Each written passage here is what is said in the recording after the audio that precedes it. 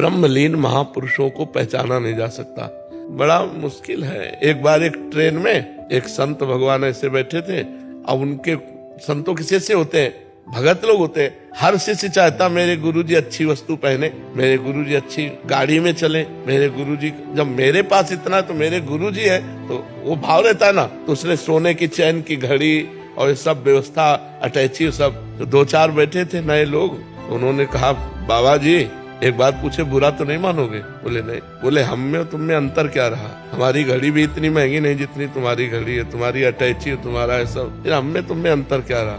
उनका बेटा कौन सा स्टेशन आ रहा है? बोले अमुक। बोले चाय पीना है। गए चाय पीने, बोले एक चाय और बनाओ। और पूरे जितने रुपए मिले थे सब चाय वाले के सामने रख दिए। इतने में गाड़ी ने हारन दिया और घड़ी और सब वहीं खोल के रख दिए थे। तो उनका बाबा जी अब तो हम चाय नहीं पियेंगे क्योंकि गाड़ी। बोले अब हम तो चाय पियेंगे, इधर जाएंगे। बोले वो सब, बोले किसी ने दिया था, कोई उठा लेगा। बोले बाबा जी हम तो ऐसे। बोले हम में तुम में यही अंतर है, तुम छोड़ नहीं सकते और हम 1 मिनट में छोड़ सकते हैं। तो संतों की बाहरी क्रियाओं से हम नहीं जान सकते। अब ये कि संत भी तो मनुष्य शरीरधारी है ना, तो कुछ न कुछ चेष्टाएं अलग अलग होती। वो पूर्व में कितना भजन किए, यहाँ बिना भजन के कुछ नहीं मिलता है, तो हमको प्रणाम। एक राजर्षि है, एक ब्रह्मर्षि है, एक है बिल्कुल अकिंचन, फटे पुराने कपड़े पहने हुए, भीख मांग के खाना, रात दिन भगवान में भजन में डूबे रहना।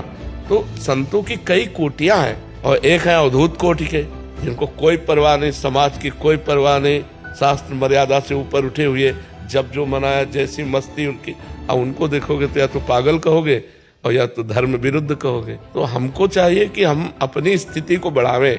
देखो पर्वत में मस्तक मारने से पर्वत का कुछ नहीं बिगड़ता, अपना ही खोपड़ी फूट जाती है। ये संत अडिग भगवान के जन है। अच्छा, 3 गुणों का खेल चल रहा है, सतोगुण, रजोगुण, तमोगुण। अब कोई सात्विक प्रवृत्ति का है तो आपको अच्छा लगेगा, कोई राजसिक प्रवृत्ति का है, कोई तमोगुण प्रवृत्ति का है, लेकिन सब भगवान के जन है। हमको चाहिए अपना सुधार कर। आप कह रहे हैं कि इनका 150 से भी अधिक पुरुष से पुरुष संबंध हो गया। ये आपकी कोई उपज नहीं है, ये आपकी कोई मनपसंद बात नहीं। आपके दिमाग में पूर्व प्रारब्ध वसात ये संस्कार है, तो इस संस्कार को जीतने के लिए मनुष्य शरीर मिला है, इसी संस्कार में मिट जाने के लिए नहीं मिला है। अगर आप जीतते नहीं है, कितना गंदा स्वरूप आपका होगा, चाहे वो बहन हो चाहे भाई हो। आप विचार करके देखो, उसके जीवन का मतलब क्या रहेगा? केवल मनोरंजन। और ये आप में ही नहीं है, लाखों बच्चों में है। अगर आप पुरुष संयोग ना करें तो स्त्री से आपकी आसक्ति नहीं है, तो आप एक भगवत प्राप्त महापुरुष बन सकते हैं। अच्छा, थोड़ा विवेक से सोचो, आपने ऐसा